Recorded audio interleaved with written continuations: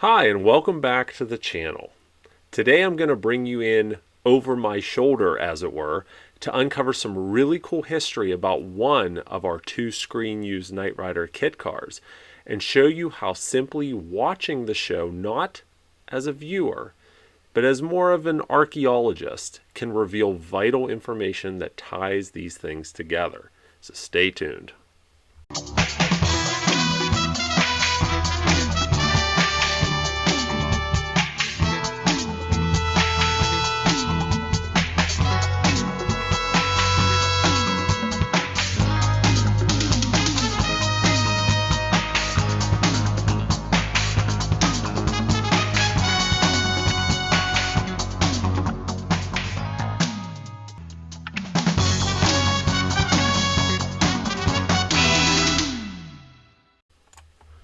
So for some of our new viewers, let me give you a little bit of a recap. We, the Knight Rider historians, own 2 of the 5 surviving Trans Ams used as kit in the 1982 to 86 series Knight Rider. One of those cars is the one we prominently feature on this channel and the one that was on Jay Leno's garage a couple years ago. But the other car, the one you see on the screen here, has been on loan to the Peterson Museum for about 3 years, and it's going to be there at least through next summer. But this car is the one we're going to talk about today, and we want to show you a really cool thing that we discovered about this car's use in a specific episode in the series. So we've talked about this car a little bit, and once the car leaves the Peterson and is back in our possession, we're going to do a full video on it. But until then, images are going to have to suffice. But this is one of the 3 original Trans Ams acquired by Glenn Larson and Universal Studios to film the pilot of the series. Now this car, especially if you've been watching my episode commentaries, this car in season 1 was what we call the backup to the hero car. It wasn't the car that was fully outfitted with Michael Chaffee's dash and with his original front nose, but this was a backup car. So exterior wise, it did receive the full kit treatment, but the interior never received the full Knight Rider electronic dashboard. It went through various phases. In the pilot, it had pretty much nothing. It was a stock dashboard. And then there are a few scenes where it has kind of a fake half dashboard to kind of give it the general shape. Later on in season 1, they put a full dashboard in, but instead of electronics, they put stickers on the dash without the fiberglass pods, and so on and so forth. In season 2, this car became the primary insert car. And by insert car, we mean this was the primary car used anytime they were out on the road and they needed to film David Hasselhoff driving, the interior scenes or any passenger he had. They would tow this car using the tow bar receivers, which you can just barely see in this picture down below. They would tow this car and allow the actors to concentrate on their acting instead of driving. So this car also has the distinction of being one of 2 cars that were used for the high traction drop down function in Speed Demons in season 2. They had 2 cars. And we can see here, if we open up this photo, this is a screenshot from Speed Demons. This is one of the 2 high traction drop down cars. So figuring out that our car was a high traction drop down car was actually pretty easy. Beyond the fact that we have a lot of the call sheets for not only Speed Demons but for other episodes in the series that actually specifically list our car being on the set. We also found physical evidence, and this video isn't necessarily about the high traction drop downs, so I'm veering off just a little bit, but I just wanted to show you this just to kind of show you how we put this piece together. But you can see here, here's the high traction drop downs, but whenever we first got the car, we noticed strange things like, oh, here's a hydraulic cylinder that's mounted to the front suspension. This is the front driver's side. And the lines are all gone, but the cylinder is still here, and it's also there on the other side as well. And you can see they had to cut a hole in the unibody. They actually had to move the master cylinder over. It's bent, if you can tell. It should be straight out here. They had to move it over to make room for this. And like I said, there's one on the other side. The rear ones, however, were missing. But when we pulled the carpet back, look what we found. We found the holes right here where the cylinders in the rear mounted. And then we also found a hole in the middle where the hoses ran. So the way the high traction drop downs work is there was actually an hydraulic pump in the trunk of the car. And through a series of fittings and hoses and whatnot, that pump ran to these two rear cylinders, and then hoses came up through here, ran down into the center hole underneath the car into the engine bay for the front two. So, it's details like this that allowed us to kind of put together some of the history of this car. But like I said, this video is not about the high traction drop downs. Oh, and for those of you, before you asked in the comments, yes, we are 100% going to make the high traction drop downs functional again. We found the correct period correct cylinders. We have to purchase them yet. We have the period correct pump. So we just have to plumb it and do all that stuff. But that will be happening at some point. But like I said, this video is not about the high traction drop downs. This video is about piecing together this car's use later in the series. Because after season 2, the production started using a new insert car. They did not use this one. So this car's use after season 2 was greatly, greatly reduced. In fact, we've only been able to identify it in a handful of episodes from seasons 3 and 4. Which is probably good. That probably helped preserve the car to this day. But what we want to talk about is a specific scene from Night of the Juggernaut. So most of you who are familiar with the show remember this scene, right? So in Night of the Juggernaut, KITT was destroyed by, the Juggernaut, a giant menacing machine with a battering ram on the front, completely destroyed KITT. And then this is the scene kind of later on in the episode as these mechanics, some of RC's friends, are rebuilding the car. And we get this great shot of these guys working with this primered KITT, all right? And if we advance ahead, we can see the car doesn't have any doors on it, but the interior is intact. Well, would you believe it if I told you that this car you see right here is this car today? They are one in the same car. Now, how do we know that? Well, besides, call sheets and different things like that that actually specifically list out what cars were used in what episodes and what scenes specifically, there's a number of visual clues that completely give this away. So let's go over those visual clues. All right. So, what do we notice here about this car? Besides the fact that the doors are missing and the car's in primer, right? So if we zoom in, obviously it's a T-top car. Could have been a hardtop car. They did have those. It's a T-top car. If we zoom in here, we're going to notice a couple interesting things. So first of all, if you look here, and it's kind of hard to see because it's in the shadows, but the dashboard that's in this car is actually held on by a bracket right here. See this bracket and see how it's screwed in? This is the stock Trans Am dash shell. See how it's screwed in right here? And then you can just barely see there's actually another brace right here that actually mounts to the floor, and that's holding the dash up as well. We can also see some spatterings of white or gray primer on the side here. We've got a big one right here and a small one right here at the top. All right, and what else do we notice? Well, there's something right here, right? This is the tan carpet. There's something silver right there, all right? What is that? Keep that in mind. All right, so with that, let's advance ahead and see if we can see anything else. So we moved ahead a frame, and we can see some of this comes into light a little bit more. This brace here, that, and if we look here, that comes into light too. There's some kind of a silver circle right there, right? You see that? All right, let's move ahead. So then we got this guy, whose name is Steve, actually. RC says, hey, Steve, watch out. You're going to burn my man here. Which, by the way, let's talk about the fact that this guy's welding right here while this guy was spraying paint right here. That's got to be a recipe for disaster, right? And don't forget the fact that he's spraying and the windshield wasn't taped off. And actually, if you watch the scene, not to veer off again, but if you watch the scene, there's tons of primer overspray on the windshield because they're just spraying and it's getting everywhere. But anyways, we've got this guy with a welder. He's got the stick right there. He's getting ready to weld.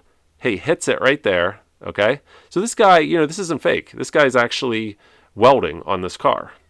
He's not welding anything. He's touching it to the unibody, and now he's finished. There's a little bit of flame here. So this guy's definitely 100% welding on the car, right? Look at that.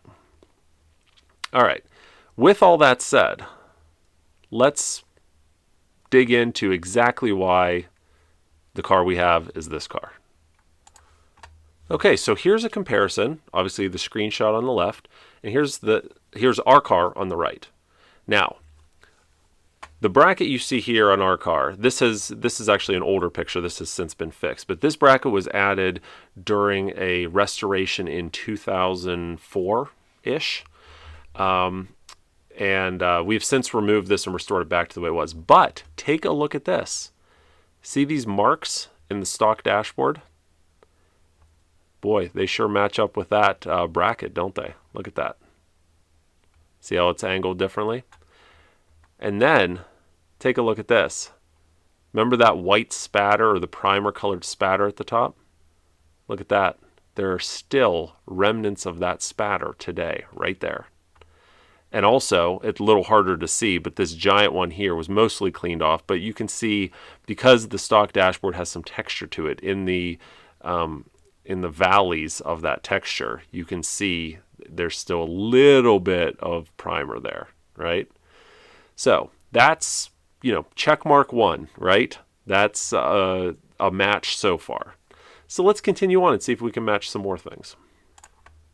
All right, remember this silver circle here? That's actually an eyelet. They placed these eyelets in a number of the original cars, and these were, we assume, for tethering equipment inside the car during filming. But this eyelet is still there today. There it is, poking up out of the carpet. Now, yes, over here it does look like this one is closer to the right-hand rail, where over here it's in the center. But think about the angle we're at, right? I should have taken these pictures at the same angle, but we're actually up a little bit over here. You can tell by the seat, and here we're down further, so it looks further in. So eyelet right there. There's another eyelet. Again, to me, another slam dunk. There's a match right there. So now let's look at this. We removed the door panels of our car. And look what we found. Primer overspray on the tops of the doors. Right there, primer overspray on the top of the other door. And if we look here, we removed the trim piece here. More primer overspray right there. Now, of course, that alone doesn't tie this car to that specific scene in that episode exclusively, but putting it together with all of the other clues we've shown you so far, sure presents a pretty good case that this is the same car. But I'm going to show you two more things that are going to definitively tie our screen use car to this scene in Night of the Juggernaut. Okay, you remember this scene where they're doing the montage and of the guys fixing the car, and we see this scene of this man wrenching on something in the trunk. All right, so take a look at this. This is the factory trunk release for this car, right? Now, normally it's a factory GM part. They can be found on pretty much all the Trans Ams in this style. But take a look at this. They cut some of the housing right here. Normally, this would be a square right here, but this housing would normally go down here. They cut it off here because they used this to install the trunk cable. You know how Kit sometimes pops his trunk? They had a cable that they would pop the trunk with manually. This was cut away so that cable could be added. Now, take a look over here. This is that hood latch today. We have the exact same cut. In fact, if you look here, it's hard to see when I'm zoomed in so far, but this cut comes out, goes to tiny point and then in, just like this one, cut the same way. Now, this spring was added later, and this is part of the trunk pull cable, which is either not installed here or it's hidden behind this valve or these fittings. But and we can also see this little flap is bent over here and it's bent over here. Now, that wasn't done by the production. What that is, these trunk releases came in, I guess you could say, two flavors, right? You either had the power trunk release where you press the button on the dash and the trunk would pop, or just the manual one where you'd open it with the key.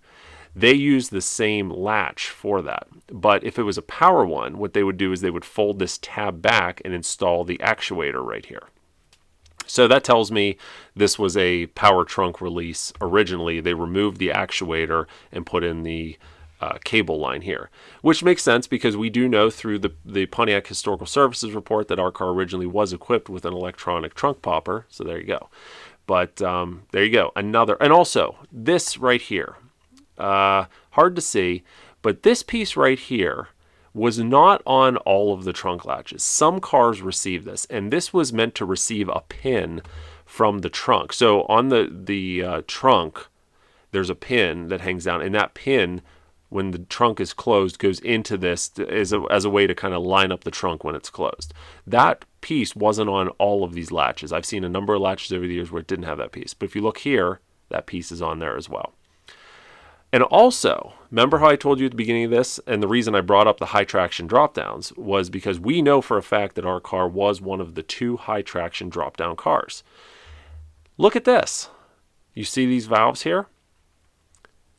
Those are not valves, the fittings that we see here, fittings and the hoses. This is part of the fittings and hoses of the hydraulic high traction drop down setup. The pump was down here in the well, and you can even see a little bit of the pump here, that red part. And then they were plumbed together like this. The line came up here, one line went to the rear, one went to the front. So that's what this is right here. It's part of the high traction drop down setup. All right. Okay, one last thing that is completely the silver bullet that ties this all together. You guys are going to love this one. All right, so you guys remember Steve the welder? All right, so let's watch Steve for a minute. Look where he's getting ready to weld. Here, this is the upper hinge. That's where there's the 3 bolts here that hold the upper hinge in for the door. So if we look here, the hinge goes right down through here, right to about here. Now, watching the scene, he actually welds kind of, up and down right through here. All right. And we know that he's actually legit welding, right? We can see that here. That's real. He's actually welding. So take a look at this. Look at that. This is our car. This is the upper hinge. Look at this. Evidence of someone welding on the unibody. Right there. Look at that. There is your silver bullet to tie this car to this car, which we own today. Right there. What do you think of that? That is how we are able, especially when we don't have paperwork behind specific episodes. Like I said, some episodes we have call sheets and other production information, some we don't. But whenever we can, we always verify by doing exactly what I showed you here. We look for defects or things that are not factory on our cars, and then we take it to the show and look at some of these screen caps. And the Blu-ray has been absolutely vital in our mission to be able to do this, right? Without these high quality screenshots, a lot of this stuff we wouldn't be able to see. So that's how we do this, right? We look at it less like, I guess, a fan watching this and more like archaeologists that we're uncovering the history of these cars. We're peeling back the layers to see how these cars were used. So all this stuff, we can pull together, and then when we present the car to the public, we can say definitively that we know exactly how this car was used in the series. So hope you enjoyed that. Let me know if you want to see other videos like that. We've done this type of analysis for both of our cars for many different episodes, and that's how we can tell you roughly or pretty exactly how many episodes our cars were used in, what scenes. It's things like this. So, hope you guys enjoyed this. Let me know in the comments below. We'll do more of these. Thanks, and we'll talk to you soon. And now, while we listen to Joe's selection of Knight Rider music that we received directly from Don Peak himself, we'd like to thank these Patreon supporters. Look at you guys scrolling up the screen to my right. Wait a minute, how can you tell which side is my right, since you can't see me because I'm not on camera? Oh well, you know what I mean. We're featuring these fine supporters at our Knight Rider Prop Restorer level. Thank you very much for your support. And for those of you at the Knight Rider History Hunter level, we're recognizing you right now in the description. Now, if you enjoyed seeing this golden nugget of Knight Rider history being rescued from obscurity, then please consider supporting us on Patreon. Your support would empower us to bring you even more of these historical nuggets. We are the Knight Rider Historians. Till next time, take care, everybody. Bye-bye.